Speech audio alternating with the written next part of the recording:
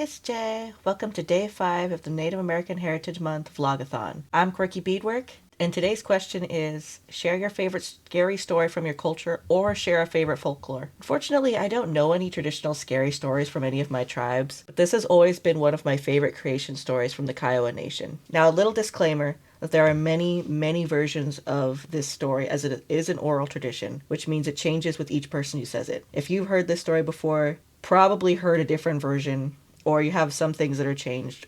Whatever. This is the version I grew up with. This creation story is for what most people call the Big Dipper and the Devil's Tower down in Wyoming. This story is so dear to me that I even beaded a wall decoration of this tale. This is the story of the 7 Star Sisters of Bear Lodge. One day, 7 little girls went playing among the rocks far north of their village. One girl wandered away from the group. She was turning back to join her companions when she heard a terrible crashing noise, and there, standing at the height of 15 men and as tall as the tallest tree, stood a bear. This bear had a great, ever-growing hunger, and this girl stood upon his territory. He dropped to all fours and immediately started galloping toward her. The girl cried out and fled. He chased her back to her companions, crashing through trees and raking the ground with his great claws. The girl ran, fleet as a deer. The other girls heard her cries and the great noises the bear was making, and they tried to run toward the village.